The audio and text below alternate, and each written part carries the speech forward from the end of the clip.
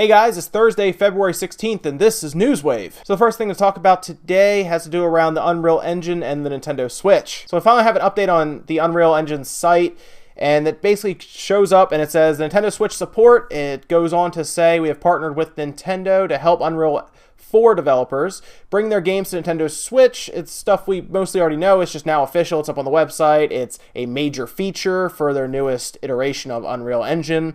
As we have added early support for developing games for the Nintendo Switch console, it is still considered experimental in this release, so they're still kind of working out some bugs and doing some other stuff with it as well. And it says they plan for it to be in a shippable state in the next release.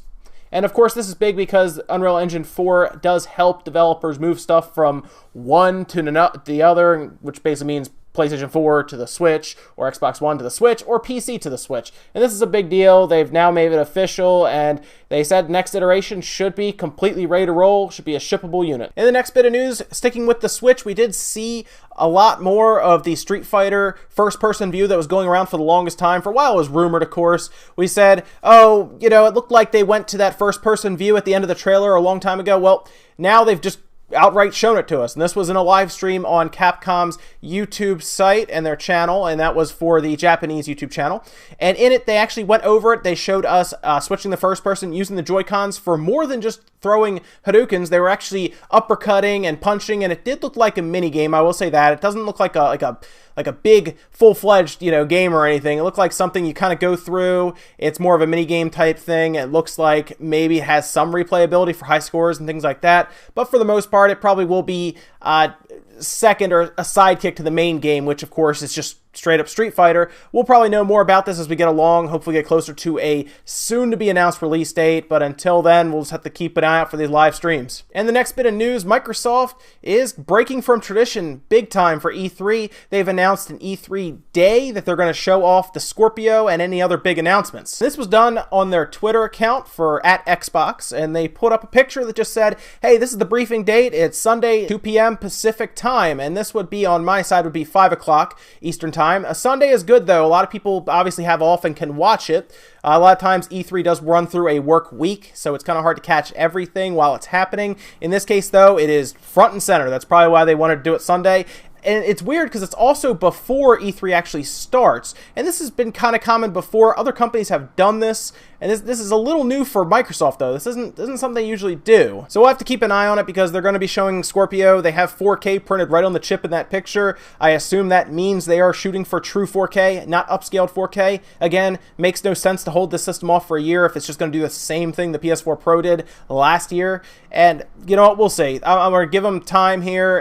Again, it's a while off still. E3 itself is June 13th to the 15th. And again, this would put Microsoft announcing all of their stuff June 11th, so kind of weird on their part, but we'll have to see. And after fans just begging for this update forever, Pokemon Go is finally getting that coveted second generation Pokemon update that we've all been asking for. And this is of course the Pokemon from the Johto region, and this is going to be 80 new Pokemon being entered in to Pokemon Go. And this is great because I myself kind of fell off of Pokemon Go after a little while because there were no new updates. And if you have a free-to-play game where you're counting on a cash shop, you need to update constantly. There needs to be updates all the time. I mean, this is the first big update we've had at all, where it actually adds something to it like this, and that's going to be a ton of new Pokemon. Now, they were kind of hit really hard with a lot of issues at the beginning of the entire release. That's probably what really held them off from doing this, but finally we get 80 new Pokemon, which of course goes back to like the Cyndaquil, Chikorita, and Totodile era, where we would first start off with them and then go through Pokemon Gold and Silver. Accompanying the Pokemon in this update, there will also be new evolutionary items, including berries, things like that, which would be really cool because we use berries in Gold and Silver, so that at least makes sense. There'll also be newer ways to customize your person, whether it be your avatar, which is great too. I never really get into that, but it's neat that you can change the look of your person and earn items and stuff that way. The big miss here, I think, with this update is that they still have not added the multiplayer features that we've talked about forever. And I've been wanting multiplayer for so long in this game. If they could have set it up to be more like a traditional Pokemon game, that's great. But even so, if there's like trading, which is big, obviously. I mean, Pokemon is all about trading. I get if you do it in this game, it's going to be easier for people to just get all the Pokemon they want because they can just trade rare ones in their areas for rare ones in other areas, so you don't have to travel then. But still, to me, that kind of kills Pokemon. The idea is that, I mean, you could probably do it through NFC technology, so you have to be near the person, and that kind of defeats the purpose of then trading rare Pokemon across the United States or across the world even. If you have to be near someone to touch the phone to them, that at least makes a lot more sense. But at least there's something new here. There's something for me to go back to the game. Maybe you want to go back as well. I mean, 80 new Pokemon being added. I don't know if they're adding evolutions for prior Pokemon that were announced or at least debuted with Gold and Silver, things like Steelix or Scizor. There's other Pokemon out there than just the new ones that were at least evolutions of old Pokemon. I'll have to keep an eye on it just to see if any of them are being added, but if they're adding 80 new Pokemon now, what's to say they won't add more Pokemon as we go along as well. Real quick, I'm going to stick with Pokemon here as we go along today, and we're going to jump into this interesting issue with Pokemon cards. Now, if you've not heard of this, most of the Pokemon cards that are being released in booster boxes are actually mapped to where you can count out where all the rare Pokemon are. Now, I first saw word of this on NeoGAF, and then along YouTube, people were starting to put out videos. Most popular one so far that I've seen is Max Mofo. He went ahead and talked about how he bought a booster box, and he actually displays it. He shows himself grabbing every third Pokemon pack and opening for a rare, an ultra rare, a holographic in order. So all the Pokemon booster packs that he did not open were actual junk. Like, it was stuff that wasn't worth really much. And that's bad because if you have a store that you go to and they open booster boxes, they can actually count those out, take those, open them, get the rare cards to sell, and then just put all the junk back in the booster box or just put those out for sale. I'm not really sure how this would happen. It seems very, very lazy on Nintendo's part, if that's the case here, or the Pokemon company or whoever's running their digital or their distribution with cards, because that opens the door for everyone who buys these at wholesale to do this. Now, if you buy packs right now, I would recommend buying them at places like Walmart where they have them sealed up so it's like a box, you know what I mean, set, and they don't come in booster boxes.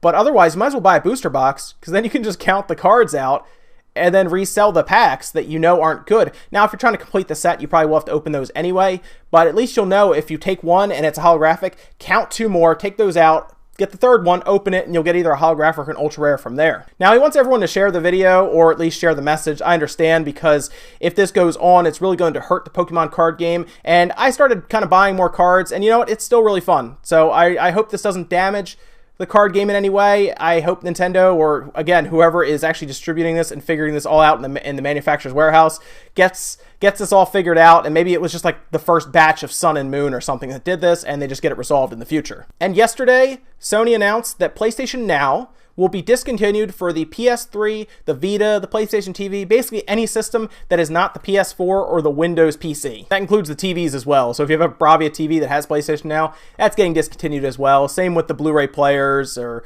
even the Samsung TVs that have it as well. So it's interesting, the TVs will actually lose service earlier than the other devices. The TVs will actually lose service April 1st, whereas the other ones will be much later in 2017. So with the TVs done right away pretty much, the other devices, the PlayStation 3 and the Vita, which is strange because the Vita came out exactly 5 years ago yesterday, so they announced this nail in the coffin again for the Vita. This is pretty much telling them that they just don't care about the Vita at this point. But it would be August 15th, 2017. That will end support for the PlayStation 3, the Vita, and the Vita TV at that point. Now, this happens with a lot of legacy systems. The Vita, I guess, at this point is just considered legacy by Sony, so there's that. But of course, it's going to happen with the PS3, although Sony needs to remember, the PS3 is still a capable machine that can do things like PlayStation Now or Sony View, or play Blu-rays. I mean, it's a full Blu-ray player. It plays the same Blu-rays that the PS4 plays fine. So as a media device, the PS3 is very capable. And PlayStation Now is designed for devices that usually cannot play games to play them. So I'm not really sure why Sony's doing this. Maybe they just found that not enough people on PS3s or the TVs are actually using the service to warrant the server costs. That's the only thing I can imagine. And if that's the case, then yes, it makes sense. Take it down, eliminate expenses, and move on with your PS4 and your Windows machines. And yes, guys, I keep saying Windows machines. That's because PlayStation Now is available in your Windows computer. If you don't know, you can actually sign up for the service and use it. And you can even use a PS4 controller by getting like a USB Bluetooth dongle. You can actually buy it, I think, from Sony, or you can do some driver work and a little bit of Windows manipulation, just make it work if you have a Bluetooth adapter, or just plug it in through a cable. And despite releasing Mario Run, for example, where they are doing no updates, Nintendo is actually smart with this Fire Emblem game that's out, Fire Emblem Heroes, because they're actually releasing it a substantial update very soon after actually launching the entire game. The big update that happened yesterday gave new characters, new side quests, all kinds of stuff, and it didn't even raise the energy costs that everyone was really worried about. So if you don't know, these free-to-play games are pretty simple. You can play them for free, but there is always this meter at the top, whether it's called a stamina bar or an energy bar or whatever else they call it. Basically, you have a set amount of turns you can take, and it just eliminates that bar's value until it's down to 0, in which case you have to pay to get more, or you just have to wait. And that's a way that they can get money from you out of a free-to-play game. They didn't really raise it at all for Fire Emblem. People were positive they were going to do it, but they didn't. So that's actually interesting on Nintendo's part that they are being very, I guess they're optimistic about the player's ability to pay for stuff that does not include the stamina bar, for example. So they are okay with them having plenty of stamina to play with and then use their money for orbs, which then obviously summon new characters. And if they keep releasing characters, it will keep people coming back. And that's the biggest thing about this Fire Emblem game is it's a free-to-play game. You need people to sign in all the time to play it because the more people that are playing it, the better chance you have of selling stuff, obviously. And if you do not update it, which was my original fear about this Fire Emblem game, people are just going to leave it. I mean, look at Pokemon Go. It was so popular for a while. They didn't update it, like I talked about before, and it dropped off like a rock. Now, it probably will come back up as people start to realize that there are 80 new Pokemon available.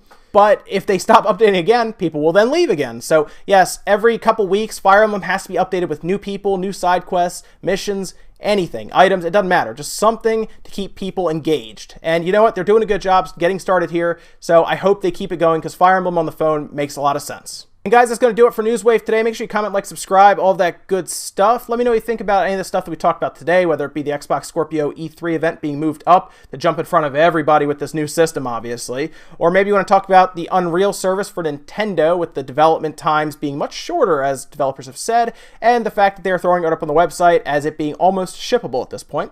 Or maybe you want to talk about the Pokemon Go update with 80 new Pokemon. Maybe you're now getting back into Pokemon Go because of it. Or maybe you want to complain about the Pokemon cards scandal that's going on, and you're not happy that you could possibly be scammed out of your money by going to retailers who are opening the booster box, taking the cards for themselves. Let me know down below, guys. I will see you next time.